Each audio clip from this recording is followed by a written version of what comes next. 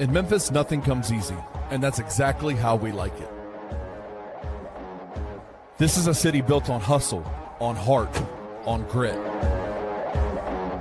And at Carway, our rides are built the same way. Tough, reliable, ready for the grind. No games, no gimmicks, just Memphis-style service. Real, honest, and built on trust. Where grit meets grind, you meet your next ride. Carway, grit, grind, and Pink Beetles.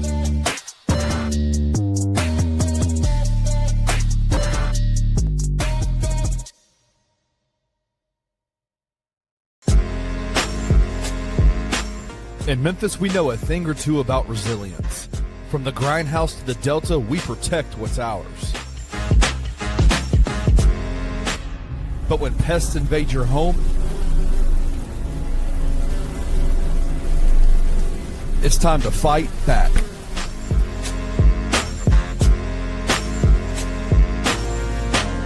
Grade A Pest knows how to handle what crawls, flies, and bites.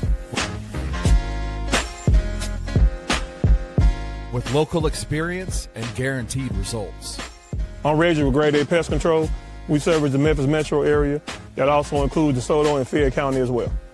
Grade A Pest has the entire Mid-South covered.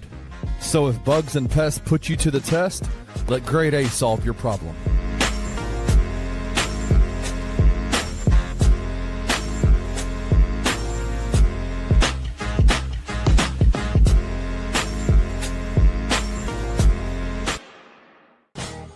Welcome to Tigers Untapped, a Bluff City media podcast. Stepping up to the microphone are your hosts, Trey Lasley and TJ Willis. Now, let's get to the show.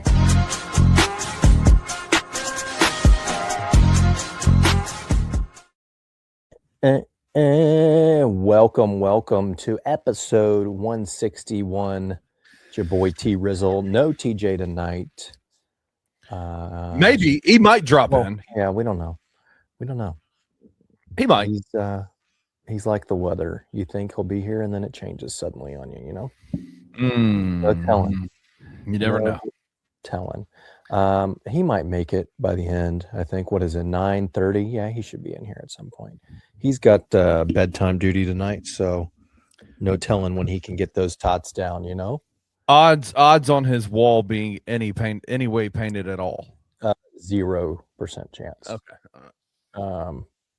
I mean, odds that his wall are not painted is minus 5,000. Oh, so I'm not touching that. There's no reason to bet a single dollar, on that at all.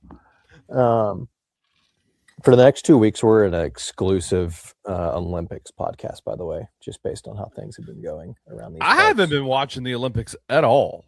I love the Olympics. Love them. I prefer the Summer Olympics, but I can get. That's what I was going to ask you. Are you a summer or winter Olympic? You're a summer Olympic. What's your favorite? What's your favorite athletic endeavor to watch? Like in any Olympic? In any Olympic. I low-key love beach volleyball. Dude. Or just actually normal volleyball. Just any volleyball. Volleyball is awesome. Badminton hits kind of hard too when hard. When it was in like Beijing and it was 3:30 a.m. and there was a really intense badminton match on. Oh yeah.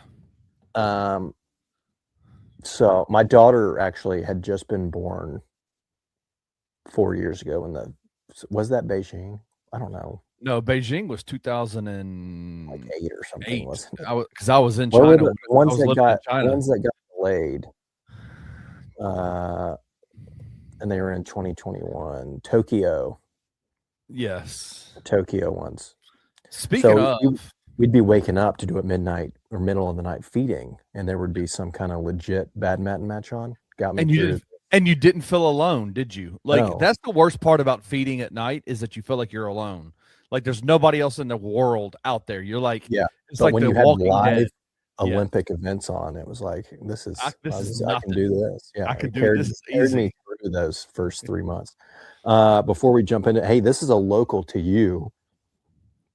Kenny's Homegrown Collierville, Tennessee Maroon Brew Company. Let's freaking go. This is a handwritten brew. It is fantastic. The first sip that I took was absolutely delightful. I cannot read what this first word is. It's cough key lime ale. It's a key lime ale. I don't know what the first word is. It's hard to read. It looks like Keough. Speaking of, can I just say this? Not to disparage the beer at all. The most overrated flavor in all of pie is the key lime pie. Don't even. Overrated. Don't even. Overrated. Okay, it looks like it's Keough, which is an Irish red ale. Do you like key lime pie? Are you saying just the flavor itself, things that are flavored key lime pie is not good, or key lime pie itself is not good? I'm not I would never, if you put 17 pies in front of me, I would never choose key lime pie ever. You're a disgusting person. Yeah.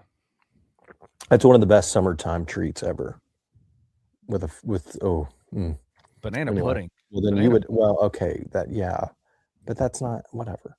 Okay, pie, cherry pie, better. Apple pie, better. Raspberry pie, better. 3-berry pie, better. Yeah, but like chess pie, better. What is chess pie? Dude, you have not lived. A lot of those are hot pies, though. No, like you get a key lime, like a good frozen key lime pie. Let it thaw a little bit on the counter. Some Cool Whip on top. Cool Whip. Fantastic summer treat. Fantastic. Well, you would hate this beer, so yeah. Shout out to Maroon. Shout out to Maroon Brew, though. Shout out to them. I've never actually been out there, but I've heard it's fantastic. So if you're in the Collierville area, isn't it on the square? Yeah, I need to go over there. I live like a minute away from it. I need to go over there. You need to go over there. I've heard it's fantastic. Got a good setup for the kids too. You can take kids in there. Go. All right, let's jump into it. We had separation week where we separated ourselves in the wrong direction. In the wrong direction. Followed by weathered the storm. Right. This week was WTF week. What the actual F week? Had all the momentum in the world, everything in your favor. You were headed the right direction. You'd weathered the storm. Mm-hmm. And then you go 0-2. Not that the Utah State game mattered, which I think we talked about last week. It's really irrelevant. And I was one that was petitioning to even throw it. And we did. We threw it. No, we did not. They beat our ass. Unintentionally. No, yes, thank you. They weren't trying to throw it, but if you looked at the scoreboard, you would think that we did. Had I not tuned in, now look, I didn't watch the game hand up. I was not building my Saturday night, Valentine's night around tuning in to us playing in Logan, Utah against the Utah State Aggies. So now I did throw it on just to check score. And then once they ran off that, 25-24-7 run to end the half, I was like, all right, I'm done. This is dumb. I'm going to go back upstairs where both of my children are vomiting everywhere because that's more fun than what is occurring downstairs in my living room right now. I'll say this about the Utah State game. There was no benefit outside of like morale maybe that you could get from winning that game. But the way in which they lost that game and the aftermath, the conversation, the way that it went down absolutely hurts the University of Memphis fans, Tigers, the administration, everybody. It hurts. I mean, especially after what transpired on Thursday night. Yeah. Or Wednesday. Thursday? I don't know. My days run together. Down in Denton. You took a 5-point lead with 4 minutes left in the game. I would say you played, despite the amount of fouls, at that point in time, it felt like you had control of the ball game, and all you had to do was close the game out, which obviously we've struggled with a large portion of the season. And then you just let the game slip away. I don't even remember what they went on, like a 14 to something run to close the game out. You lose to North Texas 76-69. We're talking about a program.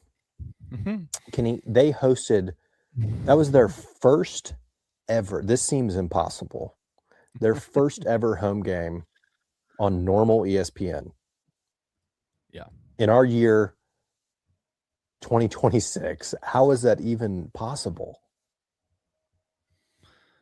I mean, we are losing I don't know how true this is. I'd have to go back and double check it, but I think it's probably factually correct. We have not won once in Denton in the Penny Hardaway era. We are 0-5 against the mighty Mean Green.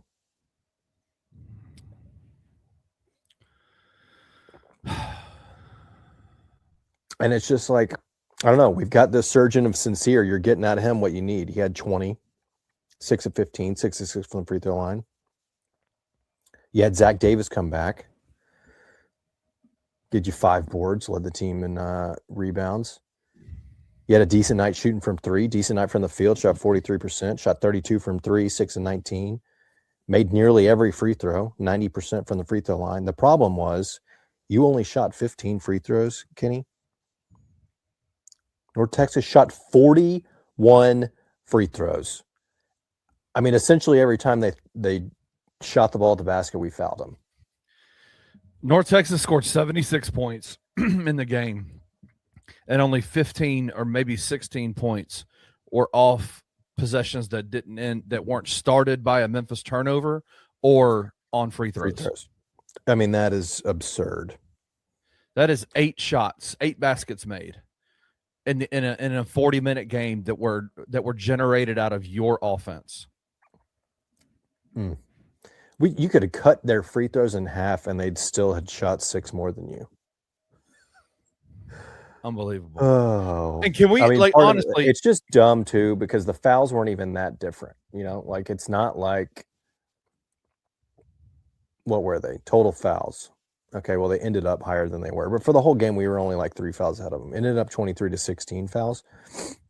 But it's just like 41 free throws to 15 is unbelievable. I know a lot of folks are using that stat as the refs were terrible. I'll be honest with you. It's not. We have 7-footers that swipe at the ball and just stand tall and make them shoot over you. I don't remember seeing one foul that I remember going, wow, that was ridiculous. Maybe there was a couple, but I don't remember going like, oh my God, they're calling everything on Memphis and nothing on North Texas. Like Memphis fouled all the time. They cannot defend without fouling. Yeah. They just can't. It's unbelievable. I don't know how you correct it. I mean, at this point in the year, we're midway through February. You got 5 games left. We're just going to foul people. Completely winnable game. It felt like you had the momentum. I think if you win that one, even if you lose to Utah State the way that you lost, right? I don't think that it would really matter, because everything's in front of you. And shockingly, we'll get down to this. I mean, we're still not in a terrible spot in the conference. I don't know how, but you're sitting at 7-5. Well, it's just because the conference is really bad. That's how. And you're not out of it. Every time it feels like we've shot ourselves in the foot and we're done. Yeah. Our league helps us out. Adding on to WTF week. Oh God. News came out. Did this come out Saturday morning? It came out on the radio. Well, no, it came out pregame. Exactly. There was a Facebook post. Yes. Remember? Yeah. Shout out to I don't know what his name was. I forgot too. LaSalle or something. We want to give him a shout out though. Yeah. He was on a flight home from Logan. Denton. Oh no, from Denton. Excuse me. From Denton. Yeah. He went to the game. Was flying home, and saw Hasan, Zach, and Andre Turner on his flight home to Memphis. Instead of on the private jet. Yeah. and posted on Facebook, why are they on my flight to Memphis right now? I would have gone probably live on Facebook and filmed me asking them why they were headed home. What the hell are you guys doing? What they would have said. No information other than they broke team rules. I've heard rumblings that Hasan farted during practice. Oh God. And it was so bad Mm. that Penny suspended him. And when that happened, Zach started laughing, and he's like, "All right, you're with him." Rumblings. Rumblings was a good word for that. I think that his belly was rumbling. Rumblies. Rumblies. I don't know. We don't know. It's indefinitely. We don't know how long it'll be. It's not, they're done. They're done. Done. 100%. Yeah, they're not coming back. Is this you have educated guess? They're not coming back. You think it was that bad?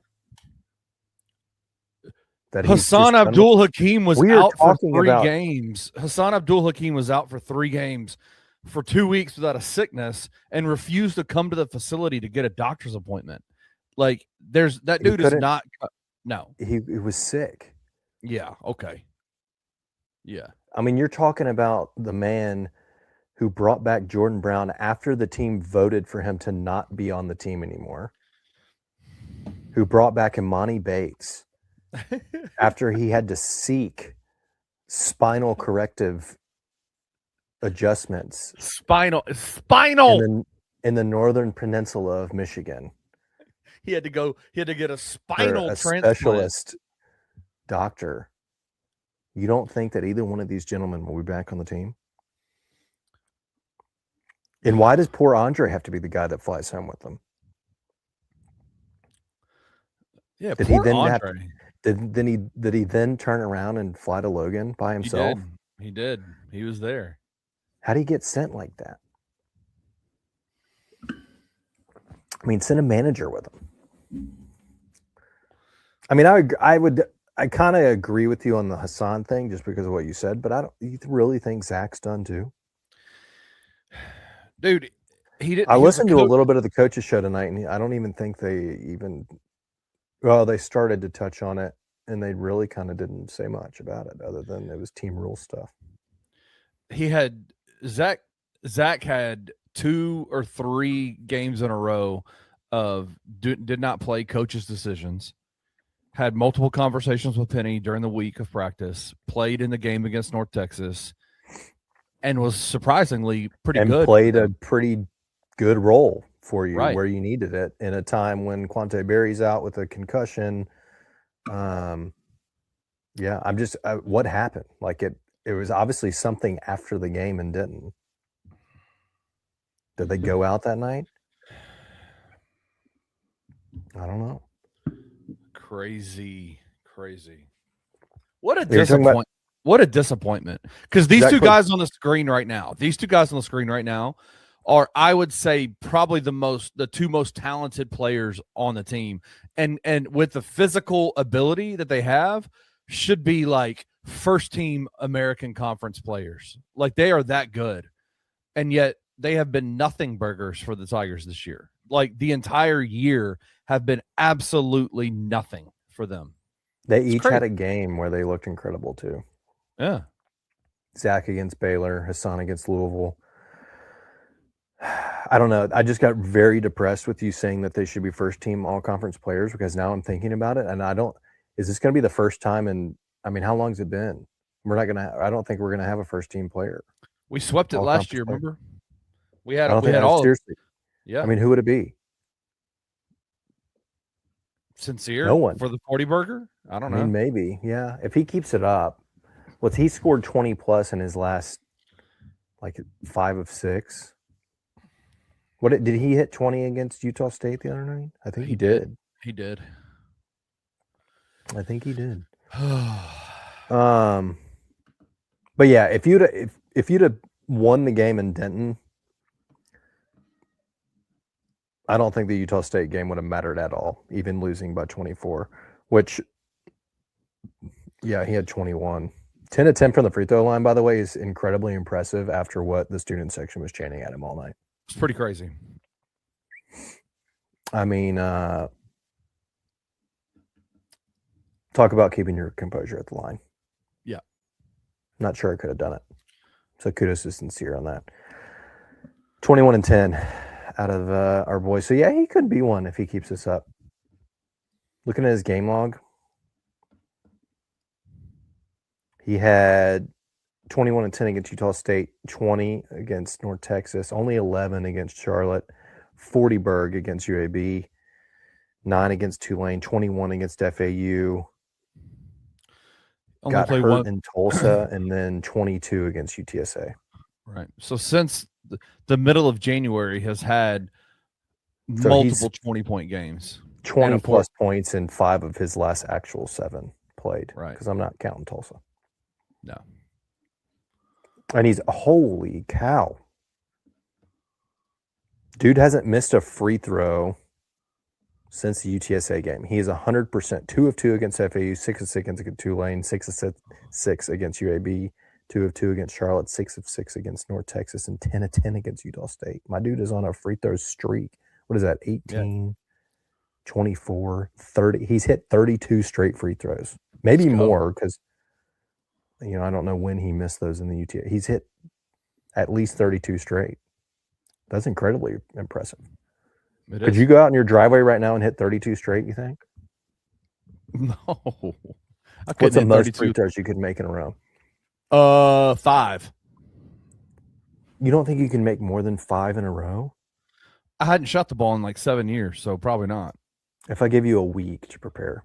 Oh, I could shoot 32 or 32. But then it was during a timeout at the Tigers game in a packed form. Would you be able to do it? No, would not. Yeah. Those bright lights come on and it's a lot harder than you think. Yeah. I practiced for weeks. I got asked to shoot for an Allegiant flight, a 3-pointer against Houston in it was right before COVID. So what was it, 2020? February of 2020. Probably exactly 5 years ago today. Yeah. And I'm not a bad shooter. Got out there, rolled my shorts up right before I shot, like Lester, and then proceeded to airball in front of 15,000 people. The real question I have for you is the Tiger football team this year added a new fan promotion, kicking a 45-yard field goal. I don't know what the distance is, but that? It's absurd. No, I could not do it. And to confirm that, Mr. Paint himself is here in the building, looking greased out of his mind. God bless, dude. What is? Are you good? Why are you so good? Greased up? You good, bro? What do you mean? I wore a hat all day. You look like a greaser. I went to the gym this morning, and I haven't showered since I got home, and immediately had meeting, and then you drove by and made me drop a screw in my mulch. I'm not going to forgive you for that. After lunch, I typically cut through TJ's neighborhood to get to work. I don't always cut through his street because it's a smidge out of the way, but I did after lunch, and TJ happened to be outside with his back turned. He was doing something to his front door, and then I just laid the horn down, and he this is the smallest little move that he dropped a screw, and I don't necessarily believe him. I did, but he can't find it. If I could find if you were removing the doorbell, then I don't know why you would need that screw anyway. Because it's the thing that holds the terminal. It holds down the terminal wire. So I wasn't removing my doorbell, I was removing the previous homeowner's doorbell. And are you returning it to them? No, it's going to go in a bag with all the other Ring security stuff and just probably go into the attic. I don't know. Anyway, Trey honked and I dropped it, and it's in the mulch. Now my doorbell is just dangling out there. Oh, Trey, come on. I don't know that that's my fault. No, I took a poll. You know, I voted that it was your fault. No, they didn't. The poll wasn't about whether it was my fault or not. It was, should I go help him find the screw in the mulch, which I will very gladly do. You won't. I've been out there with 2 different magnets to find it. So you're positive that it went in the mulch? Oh, I heard it. I heard it hit the leaf and everything. It's all good. I'll just buy a new one. Whatever. I have a nest. I'll give you the screw. I don't want the nest. That's the thing. I'm getting rid of the nest. Yeah, but I'll give you the screw from it. It doesn't work. Why would I? If it worked that way, why wouldn't I just take the screw off the nest that I currently have? You know what I mean? I don't know. I thought that through. I tried it. TJ, do you think Hasan and Zach will be back on the team in one of the last 5 games of the year? Kenny says no. We don't know what they were suspended for, but it was just something team rules. I don't think so. You don't either? I really don't. What in the world? I do think it's interesting because we don't know what they were suspended for. Oh, we talked about it earlier. We know what it is. Allegations. Trey broke the news. Yeah, is it something goofy? No. Just guess. What do you think? What do you think I said that it was? Because I would say that there's likely a 65% chance that you guessed correctly. Oh, I mean, something happened. One person got suspended, and the other person's reaction to it got them suspended. What do you think that was? My guess is there was a fight. Is this a mooch situation? No, we're talking about what I would have said. I said that Hasan farted during practice. Penny got mad, suspended him. Zach laughed about it, and then he took him with him. That's right. By the way, we haven't mentioned this yet. Seems logical. Houston and Iowa State are playing right now on Big Monday. Oh, God. As number 2 and number 7. No, 6. 5. And it is heartbreaking. It's heartbreaking. Because I feel like that should be us. I feel like we should be in there. Why did we not? They're talking about this a little bit in the Discord. Why did we not hire Kelvin from Houston instead of Tubby?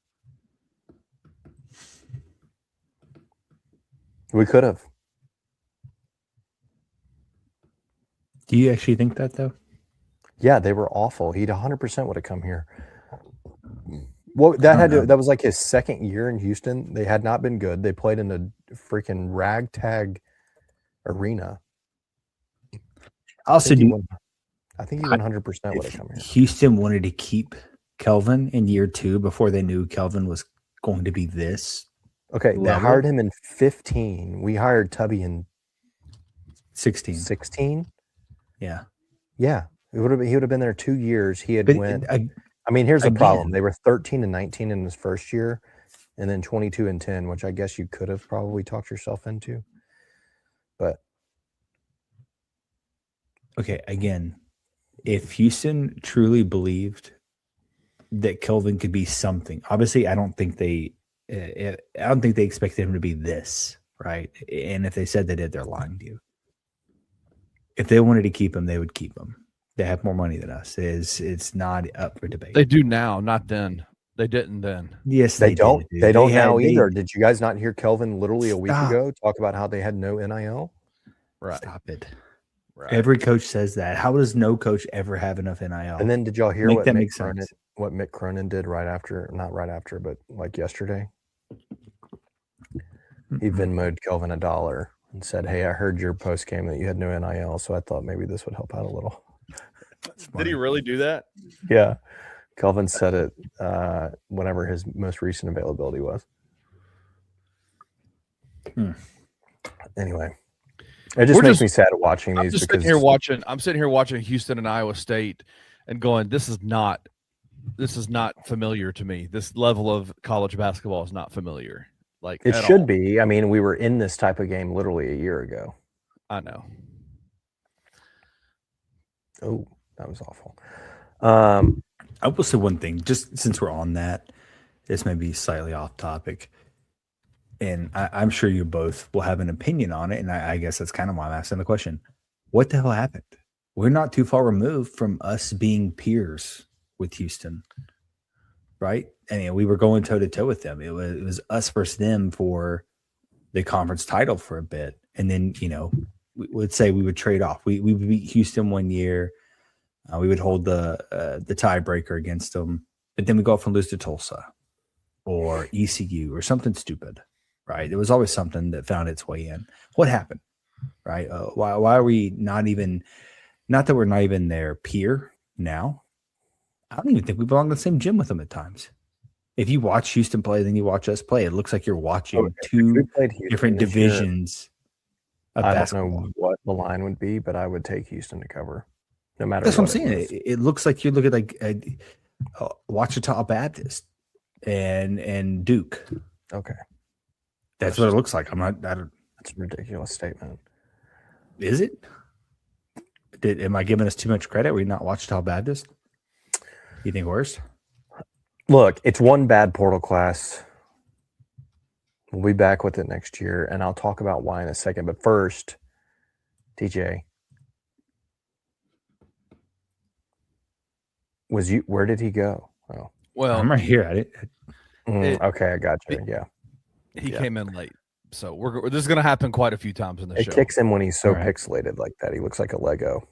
It does. I'm not pixelated on my end at all. Is Utah State classless for what they did? No, not at all. What a ridiculous statement. So, let me tell you what happened. I hate the freaking new ESPN play-by-play thing is so dumb. It is dumb. We were down 13, 86-73, with about a minute and a half left. Right. Utah State proceeded to go on a 15-2 run, I think. No. 13-2 run to end the game in the last 90 seconds to beat us by 24, which ended and was capped off with a windmill dunk at the buzzer. You can see in the picture here, this is Penny. He was upset in the handshake line, telling this young man, you shouldn't be doing that. That's over the top. You don't need to windmill on us at the buzzer when you're up 22. I had no problem with it. The whole point of this is to be competitive. You're playing high level D1. Well, Utah State was playing high level D1 basketball. You're in the game. Stop them. Exactly. If you don't want them to score, then stop them from scoring. What is with us and having these win with class coaches? What the hell is happening around here? And that's the part that when I said earlier before TJ got on, that them winning against Utah State might have helped out with like a morale type situation, but losing meant nothing. But the way in which they lost and the aftermath, the conversation that's been started about, like, every national blog is talking about what is making fun of us. Like, what have we become at this point? We are also the joke. We're jokes to people now. Credit to Utah State because he addressed it. The coach addressed it in his post game. At least he understands doing it for the metrics. All right. We've been through phases where we scream this about Penny and the Tigers because we don't blow the doors off of teams that are so far inferior. But he explained, especially in their scenario where they're now 22-3. They're not ranked. They're going to win the Mountain West, but they're playing for seeding. Like, it only helps them. And that's not Utah State's fault. They're not the ones that are in the committee and using the metrics to seed teams and see who's better than who. Like, college basketball has created this. It's how the game's played. So if you don't want to give you a 24, then play defense and keep them from beating you by 24. Well, that's almost verbatim to what I said. If you don't want to be someone to windmill on you when you're down by 20, don't be down 20, dickbag. I mean, like, that's on you. Like, I don't know what to tell you here. I just thought it was a stupid argument. Like, the whole thing was dumb. Like, Utah State, they're jockeying up for seeding. They need the blowout wins. Granted, I will say they don't need 25-point win or 24-point win, whatever it ended up being. You don't win anything by that. In the end, it didn't really matter because we're so bad that beating us by 24 literally only moved them up one spot in any of the computer rankings. But at any other year, if they'd beaten us by that, they would have probably taken a pretty significant jump. But the inverse could be correct too. If they had only beat Memphis by 5 at home or by 10 at home, it could have dropped them in the metrics. It doesn't help them at all. Yeah. So that, I mean, they're rewarded for blowing our backs out. TJ, you're frozen real bad, buddy. Sorry. I'm hardwired in. I want to tell you. Just letting you know. I think it's because your walls aren't painted yet. It's because the walls. Oh, and there he goes. He left. No, he didn't leave. This has been happening the last couple of weeks. His internet, I don't know. He says he's hardwired in, and then his internet dies. I don't know. He gets kicked out. It's happened multiple times. I don't know what's going on. He must have cut the line to his internet provider. I don't know. All right. I didn't think it was classless. Play to the whistle. Finish the game out. For once, I would wish that we would blow some of these doors off. But who knows? Maybe we'll get them back next year. The whole you've got to win with class, the whole classless conversation is embarrassing to me as a Tiger. Look, I think I would have been fine with it. And I know that this only came up because of his reaction in the handshake line. And so he was then asked about it. I probably would have been fine with it if he just said, I thought the windmill at the end was unnecessary. I'd have been like, okay, I can understand that. That's fine. But to drag it into this whole, like, there was no reason for them to continue scoring type of thing, I'm like, come on. Come on. Like, if you had a problem with the windmill at the buzzer, I get it, whatever. We've seen that happen before. We've seen it happen in the NBA when dudes dunk towards the end of a game like that. Like, it creates fights. But to say that they shouldn't have kept scoring is, I think, ridiculous. But what do we know? If you don't want to get windmilled on, don't injure him, but take him out the air. You know what I'm saying? Like, fight back. Like, I don't think we had a dude within 40 feet of him. That's what I'm saying. Like, that's what I'm saying. They didn't even. I'm pretty sure it wasn't. It was off him as Jacques missed 3 too. I think I would tell you the play-by-play, but I have to scroll for maybe 30 minutes to find the last play of the game because ESPN is the most ridiculous website ever now. I don't know why they did this. Anyway, really quickly before we take a break, and maybe TJ comes back, we alluded to earlier, we're really not in a terrible spot. I would give you American Conference odds, but this league is so bad and it is so eating itself alive that FanDuel won't even provide odds for it because they don't know what the hell to think. Is that true? There are no current odds on FanDuel Sportsbook because I have been able to find it for the American Conference winner. If you find it, then let me know. But I've been looking and it's not available. Conference winners, not up there. All they have is ACC, Big Ten, Big East, SEC, Mountain West. But as it stands today in the standings, remarkably, we're in a tie for 4th, but we hold the tiebreaker over Temple and Charlotte. So we're in solo 4th place. Behind South Florida at 10-3, Tulsa at 8-5, and Wichita State at 8-5. If you had just beaten Tulane, which I don't think is an outrageous ask, and you had held on in Denton the other night when you were up 5 under 4 minutes. Yep. In a game that felt very, very winnable, despite you sending them to the free throw line 100 times.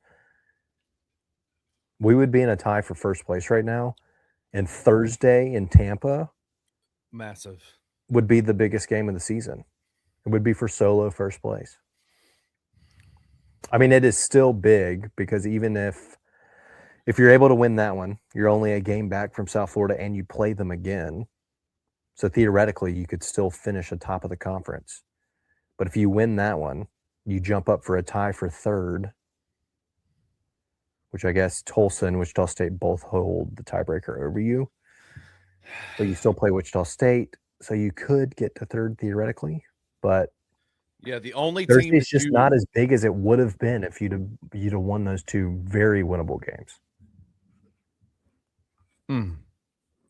But it is remarkable. Every time we feel like we are totally down and out, something ridiculous. I mean, South Florida should have lost Saturday. Went to overtime against FAU on the road and squeaked one out by 2. So it's not like there's some unbeatable American Conference, top of the food chain, apex predator, to quote Huff Daddy. I mean, they're very beatable. Do I think we'll go down in Tampa and do it based on results of this season? No. But that doesn't mean somebody else won't. Good point.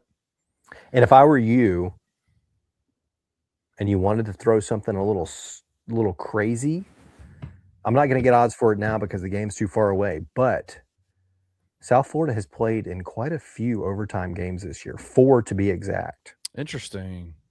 3 of those in conference, 2 of them at home. Maybe dabble a little bit.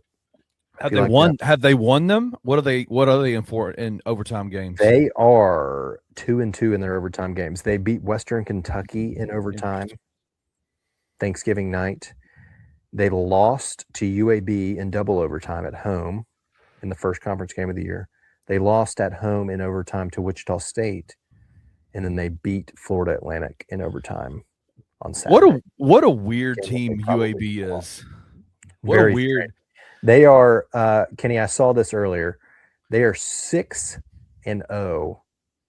on the road. On the road in league play. Have they won a home game yet in the conference at home? They are 1-6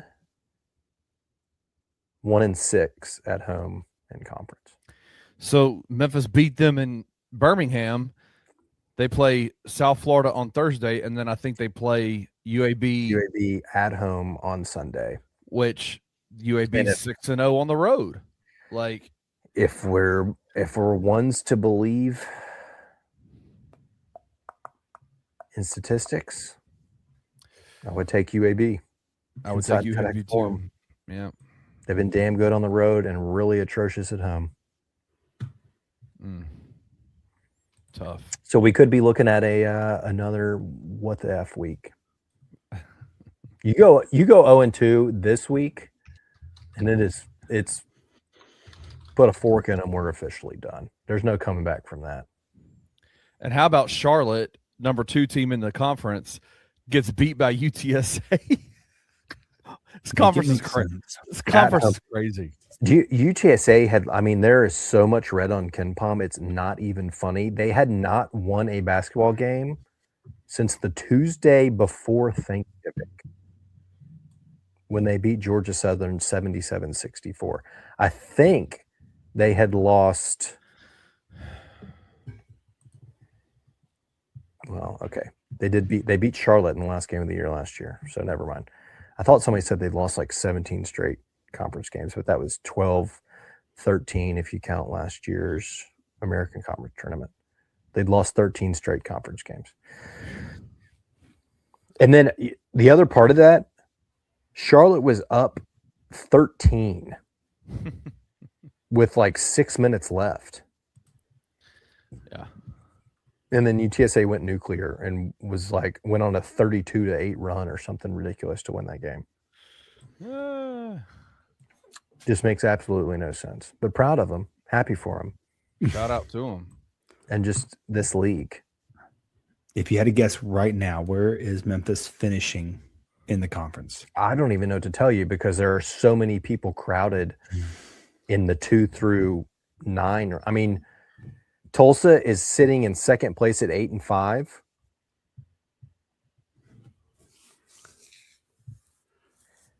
FAU is in 10th place at 6-7.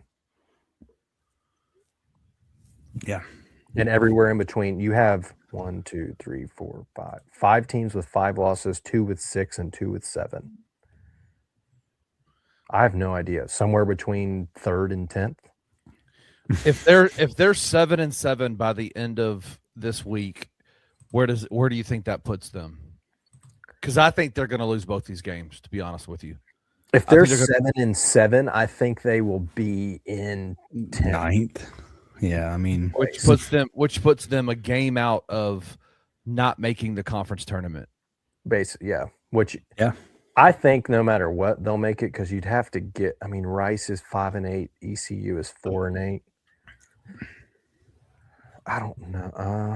I don't think they're going to fall that far, but they could be the final team into the tournament. by the end. And then win the whole thing. Hey, and wouldn't that be a story? What a story! How many games? We would have to win 5 games in 5 days if you're the 10 seed. 4 games in 4 days. So what? It starts Thursday? No, there's no way. It starts on Friday, Saturday. No, it starts on Thursday, Friday, Saturday, Sunday. Oh, it has to start Wednesday.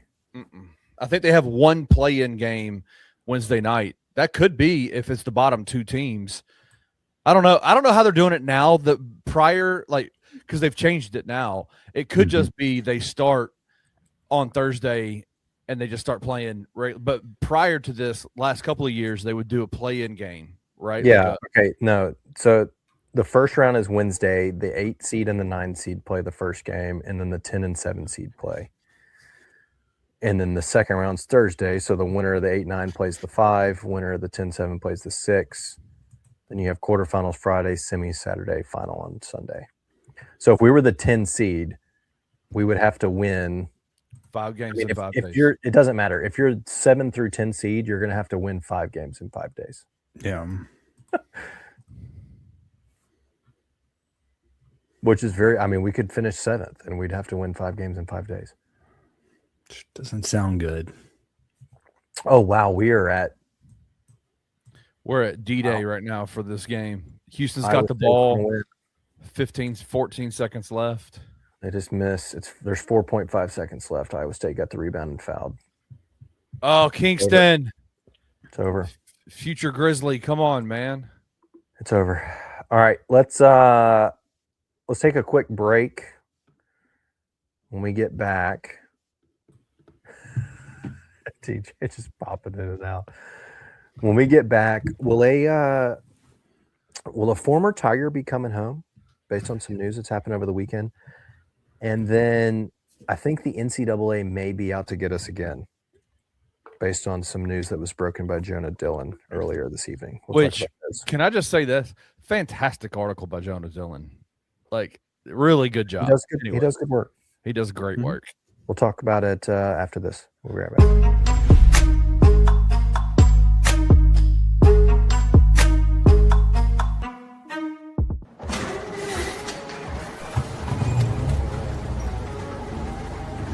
In Memphis, nothing comes easy, and that's exactly how we like it. This is a city built on hustle, on heart, on grit. And at Carway, our rides are built the same way. Tough, reliable, ready for the grind. No games, no gimmicks, just Memphis-style service. Real, honest, and built on trust. Where grit meets grind, you meet your next ride. Carway, grit, grind, and Pink Beetles.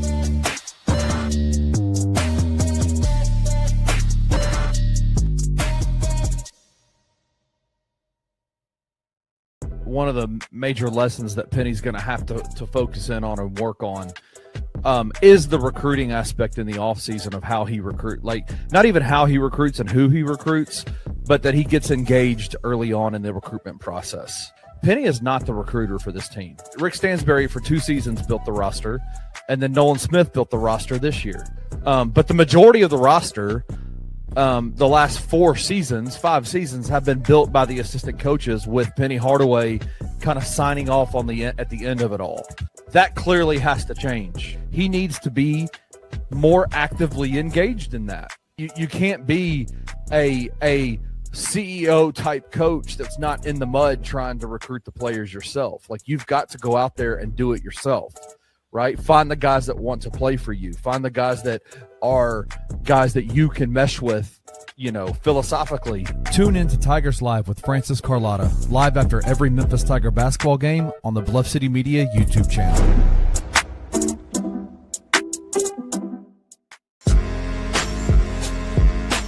In Memphis, we know a thing or two about resilience. From the grindhouse to the Delta, we protect what's ours. But when pests invade your home, it's time to fight back.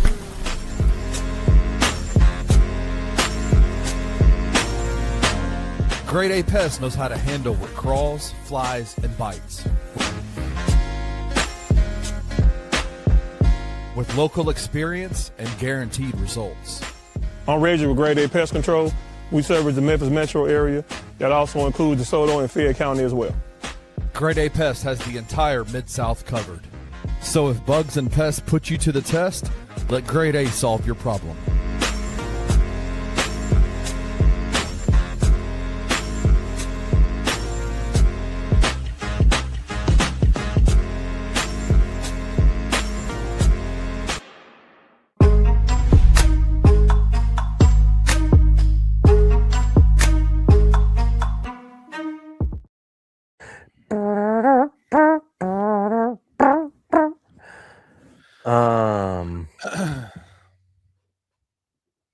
I don't know if you guys saw this. Wild story. But Coach Tang got fired from Kansas State University over the weekend. After they're trying to fire him for cause, which is ridiculous because of some statements he made, which to me, if I'd have been a Kansas State fan, I would have really appreciated. Basically calling the players out, saying they don't care about anything. They don't care about the university. They don't deserve to wear the university name across the front of their chest. All they care about is their money and playing for themselves. That was after a 30-point loss to Cincinnati, who's not very good. We're very familiar with Wes Miller. Never made the NCAA tournament under him. How does he still have a job? I don't know. I mean, this has got to be his last year, right? Like, although I was just looking at it, they do have a win over Iowa State, who just knocked off Houston. And they are like 50th at KenPom. But I think they're like 500. So, you know where the Tigers are? I don't even care. 250. They are 101. The first time they've been in the hundreds. Which is actually, can we be honest? To have a losing record and be fringe top 100 is pretty impressive. Is it not? Dude. Is it not? Dude. We have a losing record and we're fringe top 100. Are we the best team of all time to have a losing record at this point in the season? I'm trying to think. Hey. We are top 100. We are 99th at KenPom right now. Oh, we moved up. Shout out. UTSA beat Charlotte, so we moved up. Yeah, I don't know what happened this evening, but that helped. I mean, but for real, like Tubby's teams were in the 170s. 161 the year he was fired. Well, yeah, they also didn't play a strength of schedule worth a damn. Right. I mean, you got to think that's one thing that Penny has going for him is at least he'll schedule teams. To be 12-13 and be a top 100, like literally, I guess Wyoming's right ahead of us. They're almost, Oregon. Holy cow. Oregon is 97th. They're 9-16. It's pretty crazy. There's a 10-16 at Northwestern, but they had that dude. Oh, wow, 69. See, that's dumb. They're only there because they just play everybody in the Big Ten. Yeah, they get 7,000 shots at quad one ops. Yeah, the strength of schedule bails them out. 12. Baylor's up there, 45th at 13-12. Auburn, 14-11. They're 33rd. SEC, baby. That's ridiculous. Anyway, is PJ Haggerty coming home?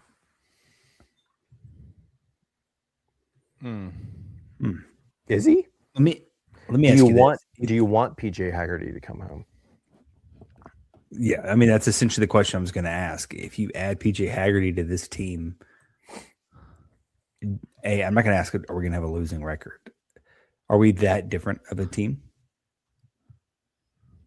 With PJ Haggerty, yes. Yeah, I mean, like I understand who PJ Haggerty is as a player. You actually have a go-to guy that can get you a bucket when you need it to get to the foul line. We wouldn't have been North Texas wouldn't have shot 36 more free throws than us probably. PJ would have closed that gap some. individually. If you add PJ to this team, how many extra wins would he bring? I'm not doing that. I don't even know. I don't know off the top of my head, but I will say I bet you we would be in first place in the league right now. I don't know about that. I bet we would. All right, a better question. That doesn't help defensively, though, where they're getting blown out left and right. A better question. You have to replace one of these guards that are on the team right now with PJ Haggerty. Which one are you replacing him with? He wanted to be point guard, right? Right. Doug. Yeah. Yeah. I mean, if PJ agreed to play off ball, then I would have kept Doug and probably said bye to, like, I don't know, who else is starting? Curtis? Can I get rid of freaking Ashton? Actually, it may still be Doug. I think I would like Curtis and PJ out there together. Hell yeah. Which is what we may get next year. It'd be home. It'd be PJ and Julius. What are you talking about? Do you think that PJ burned that bridge with Penny though? Do you think Penny would take him back? Yes, he would. Absolutely. He took back Musa. Musa didn't leave that way though. Well, Musa and Tyler both came back, but back. those are both Memphis guys at heart. Yeah. Did PJ like Memphis that way? Yes. Do you think he regrets leaving?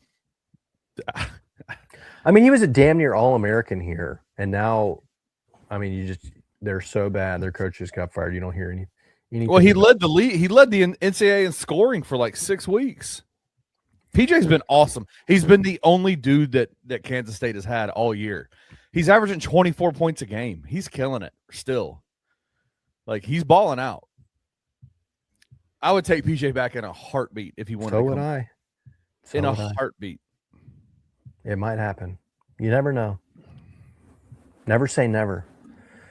Need to get those big businesses on the phone. Get them ready.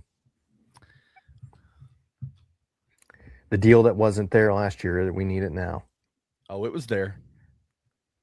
Not because of them not putting it up, but because of other reasons. Well, they still offer after they were ghosted. Yes. My disc is almost full. I'm going to need Kenny to help me manage my disk space. All right. It's 10:30. Let's get this last one in here. We'll rate this beer. And then, TJ, how do you say this beer, by the way? What's the first word written on here? Keough? Keough? Some Carterville word, honestly. I don't even know. No, it's Irish, supposedly. Keouch. That's a Carterville word for sure. That's right. All right. Is the NCAA coming after us? Jonah Dillon put this out there. The attorneys that filed for the injunction to get Cortez Barham eligible for this season basically went back and said, we're dropping this. It doesn't matter anymore. He played the whole year. It's over with. And the NCAA came back and said, no. It does matter.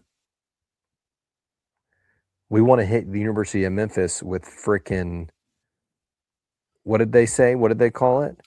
They wanted to enforce the rule of restitution against us. What the heck? With all the things that are happening within college athletics, this is what the NCAA wants to focus on? Is the best wide receiver off of an 8-5 football team that didn't even sniff playing in the American Conference Championship? That's what you want?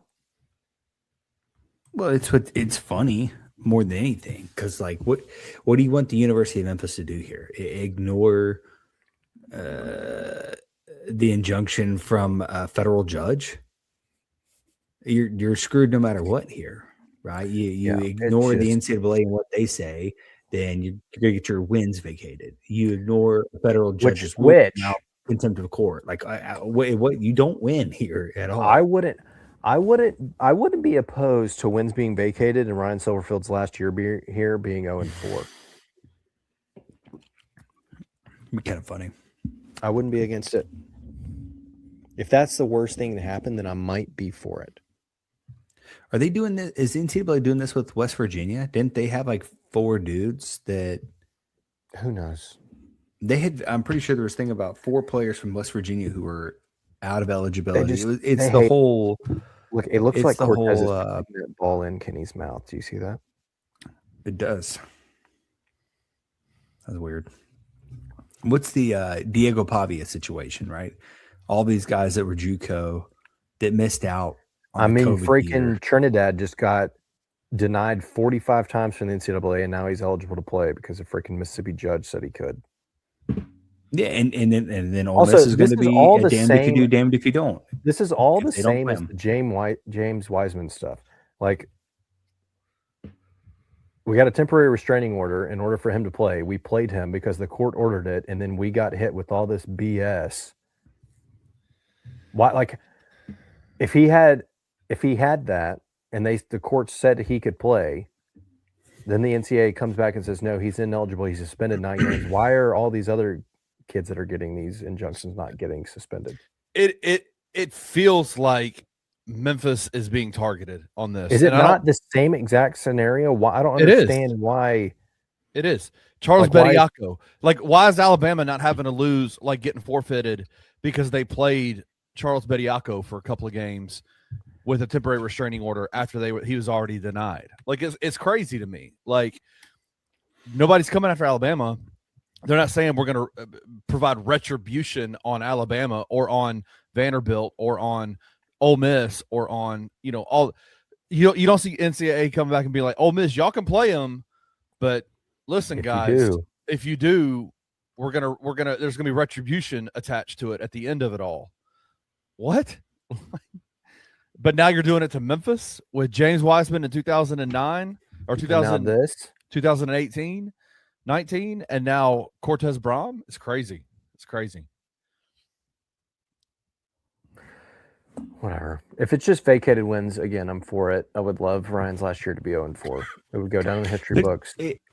Here's the thing. It's more than that, though. And I don't think you can just draw it up as vacating wins. Like, yes, at the end of the day, that's kind of what it is. But it's also the catch-22 of it all. Because the law is saying you have to play this player. Like, I'm a federal judge saying you have to play this player. The NCAA is saying, hey, if we look at this again in a couple of months and the law's overturned, then now we're going to punish you for obeying what the law said. How fucked up is that? Excuse my language, but like, it's crazy. Well, what are we doing here? Yes, it's crazy. It's crazy. And we know of this happening with West Virginia. I'm pretty sure it was West Virginia.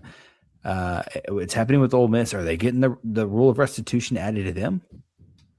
Why is the law being laid down and only played against Memphis here? It's a total catch-22. You're damned if you do, damned if you don't, either way, and it's insanity, right? I don't know.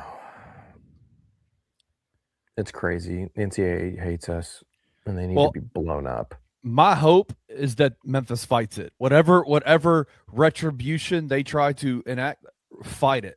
Like, take them to court, fight them. Well, I mean, we didn't even fight to have Dane eligible, and everybody this day and age is freaking fighting for every player ever to be eligible. Well, you think we're going to fight this? No, absolutely not. Especially after what happened with James.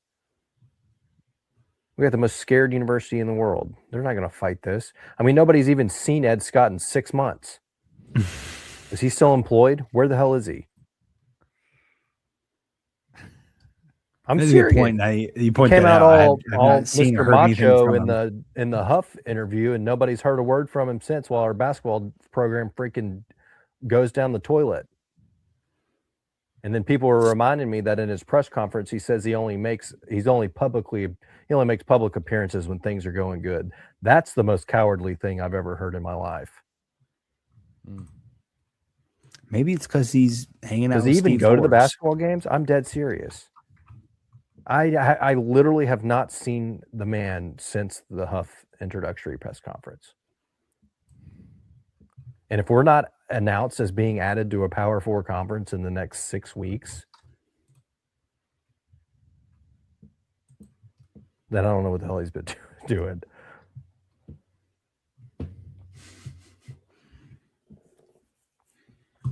I don't. Well-timed rant. I'm with and you. If we get announced, he better release one of those freaking headshot announcements again with all those cool pictures of himself on it. Did you guys talk about Conference 6 already? Why are people? What is that? Why are people don't know. retweeting it like it's cool? Well, it's cool just because you're put into a group of teams that aren't just complete ass. I mean, that's a TJ Willis from like Omaha, Nebraska that paid for a Twitter account that's tweeted this out. I don't understand why people are taking this for it meaning anything. It's just fun. It's not fun. Can you know what we're talking about? Nope. There's a Twitter account. It is College Football Zone. I mean, 42,000 followers. It's just whatever, an account. But they broke up for college realignment. 14 conferences of 10 teams with 2 more FCS teams added, Montana and Montana State. Each team plays 9 conference games, has 1 annual non-con rival, and 2 other games randomly chosen based on last year's record for a 12-game total. I got nothing there. I don't know how they did this, but I do not feel like we fit with these schools. Why? Okay, just Kenny, to the give you a schools heads he up. has us. This is our conference. This is what they have us as: Memphis, Louisville, Cincy. Okay, that's fine. I see it. It is then Missouri, Iowa, Iowa State, Nebraska, Kansas, Kansas State, and Colorado. It's basically the Big 12 almost in a lot of ways, right? Well, I mean, hear a me lot of out. Here's the option. The only other option that really makes sense is Conference 12 or 13. Conference 12 is called the South Central Conference. It's Tulsa, UNT, UTSA, Texas State, Sam Houston, Rice, Louisiana Monroe, Raging Cajuns, Tulane, La Tech, and ULM. So the Louisiana Monroe. Do you want to be in that conference? No. That's worse than what we're in now. Okay, so you want to be in Conference 13, which is Conference USA, Northern Illinois, Western Kentucky, Middle Tennessee, Jacksonville State, UAB, Troy, South Alabama, Southern Miss, Arkansas State, and Missouri State. No, I would argue you don't that want to be in that. we fit into Conference 4 or even Conference 1 better. Probably, arguably, Conference 1 better, just from a regionality You're never getting in standpoint. that. Kick Kentucky out, it would be us, Vandy, Tennessee, Ole Miss, Alabama, Georgia, Auburn, State, LSU, Florida. I mean, from a regional standpoint, that makes sense. But Conference 4 makes sense as well because it would be you, Arkansas, Oklahoma State, Oklahoma, SMU, TCU, Texas Tech, Texas Baylor, Texas A&M, and Houston. See, I disagree. I think you're too out of the Dust Bowl to make sense there. In Conference 6, from a visual standpoint, and this isn't helpful to anybody. I mean, remove Arkansas from Conference 4 and put them in Conference 6 and put us in Conference 4. I don't know. I don't think we make sense in Conference 4 personally. Whatever. It doesn't matter. It's stupid. It's some random Twitter. It is account. Stupid, but it was Let's fun get into this beer conversation. and get the heck out of here. Keough, by the way, I think is how you pronounce that. It's a Keough key lime ale from Maroon Brewery. They just started just started canning their beer like maybe like a month ago, probably. This is the only one they had on tap. Well, it's great. I liked it a lot. Look, I know that this is just like a generic Maroon Brew Company can, and like probably everything they brew right now is in this, but I like it because it gives me the vibe of like TJ brewed this at home. You know, like this feels like TJ made this beer at home in his unpainted room, and it's painted. What do you mean? It's like quite literally so painted in his digital camouflage room, and I like it. for now. I think it's cool. I mean, yeah, it's got. I'm not a Collierville guy. This is more touching Kenny. But it doesn't. Yeah, I mean, Kenny, do you see a lot of Collierville in there? Well, yeah. What do you mean? Oh, absolutely. Yeah. They do the train, the right there, town square, whatever it's called. Town Square, the gazebo, the water tower, the hot air balloon. They have a big hot air balloon festival. Yeah. Is that the park out there? Is that the park or is that the Green Line? It's a Green Line. No, I'm talking about this right here. This reminds me of that park that's on north on. Johnson Park or Powell Park. Yeah, the one that it's on, the big park. Houston, I don't know the name of it. I mean on Wolf River. Yeah, it's Johnson. Yeah. Johnson, yeah. The one with the turf fields that everybody flipped out about with the snow plowing or whatever. Yeah. Yeah. It's good touch, honestly. I mean, we need to go into a drop. We need to go to a drop in on Maroon Brewery. I'll tell you what, dude. I've eaten there and I've drank a lot of beer there before. Really cool place. That's what food was really good. The beer was really good. It's fantastic, kid friendly, family environment. Yeah, we took the kids there and they sat down and played in like the little kid area. It was fun. Good beer too. Yeah, I mean that's good. I like this can. I like the DIY vibe behind the label. I like the sticking theme to Collierville. Makes Kenny, feel really appreciated. Mm-hmm. The artwork's good. I like whoever did the artwork here. I mean, I'm for what this is, and we know that I don't like a label that doesn't fit. Look at that. You got a fat gap in the back. Not even getting to the top of the ridge or the bottom of the ridge. And it does not bother me because it gives me the DIY feel. I'm 7.2 on this label. Wow. I'll tell you what, I went a little higher. I said 7.5, and that's only because this is, to my knowledge, the first beer that they've ever canned. I like the artwork. I think it touches home to anyone that's from Collierville or has spent time in Collierville. Oh, yeah. You look at this, and you know exactly what it was, right? I showed this to Kenny, and Kenny knew exactly what it was. It's Collierville. It is kind of boring, but I will openly admit I gave him bonus points because if you're from Collierville, you see those things and you know what they are.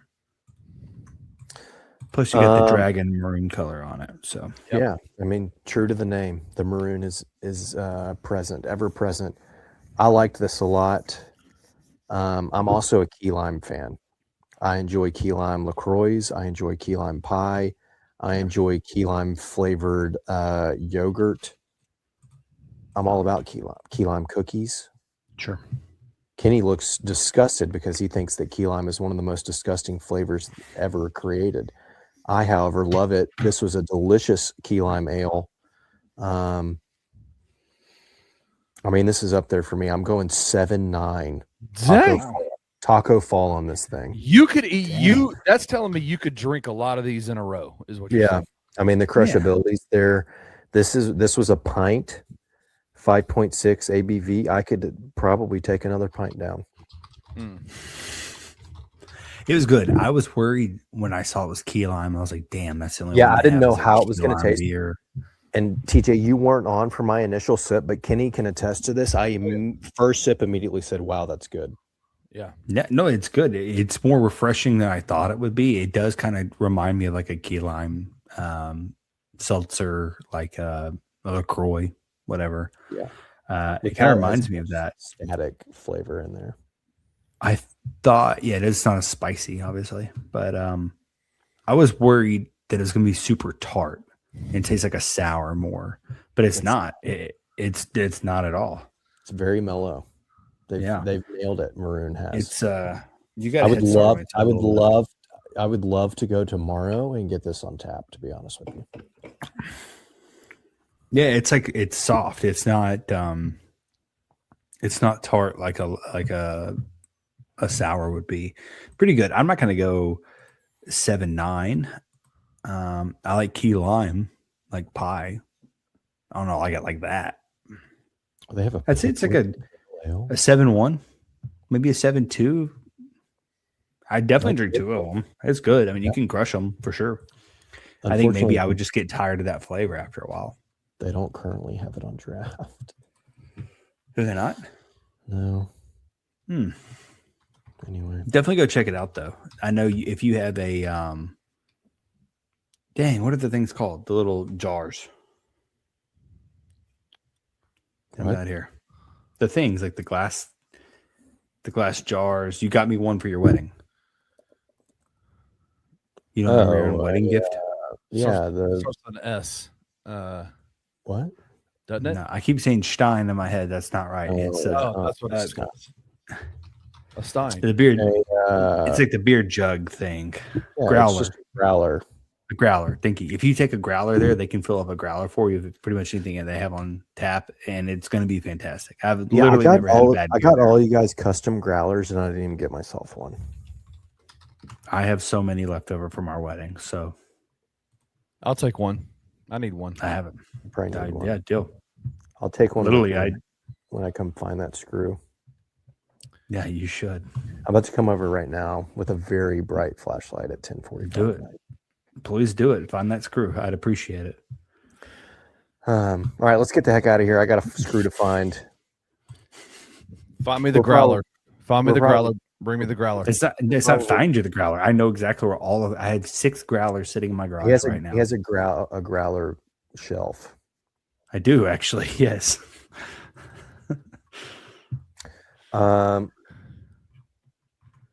I don't know if we'll be back next week or not. If we go 0-2, the show may be canceled until further notice. We only let football cancel the show. We don't let basketball cancel the show. Mike's, we're prepared for that heartbreak. Speaking of football, the one thing we didn't mention, Huff Daddy was ringside. Ooh! At FedEx Forum tonight at I don't even know what it is because I'm not a big wrestling person, but something WWE. Hey, shout out to Huff Daddy for bringing Seth Hennigan and Calvin Austin, the third back to the facility. Kidding. Way to get Calvin back into the game. Cool. That was cool, man. It was cool. I kind of wondered, and I know we want to get out of here, but I kind of wondered what the relationship between Seth Hennigan and Charles Huff would be because it was very obvious him and Ryan were very, very close. Very tight. I mean, tight like tigers. And so I was like, it was really cool to see Seth and Calvin back at the facility. That was really nice. I liked it a lot. I mean, Seth, I feel he's very Memphis. Calvin has sworn off the University of Memphis in the last couple of years. I mean, when you show the wrong guy on the Jumbotron and label him as Calvin, when I don't know that Ryan was the best. I was standing right there when that happened. I was standing right there when that happened. The guy that they showed on the TV on the screen was like literally standing next to me, and he comes off the field, and I was like, "What the hell are you doing?" And he was like, "I don't know. They just told me to go out there." And I look over, and Calvin is standing 5 yards away from us. I don't know. They just told me to go out. Calvin was standing right there. That makes it sound at least a little bit better. Someone could be like, "Hey, that's Calvin over there. Just go stand by him and tell him to go out there." And the guy just picked the wrong guy. I thought the cameraman was just being racist, personally. No, the guy just pointed at the wrong guy. No, they just told him the wrong guy to go out there. Yeah, I think that's more reasonable. Is that someone effed up, and at that point it was too late. You see that guy that looks like Baloo from Jungle Book? There's a guy next to him. Tell him to go stand out there. Wait a second. Wait a second.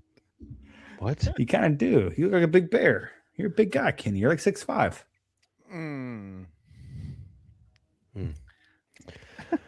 All right, we're getting the heck out of here. On the menu at Maroon Brew, and tell me you don't want to go eat up. You wouldn't crush a beer and eat one of these hot dogs. You kidding me? We will do that. Go read the hot dog menu, grab a cold brew, stay for the hot takes.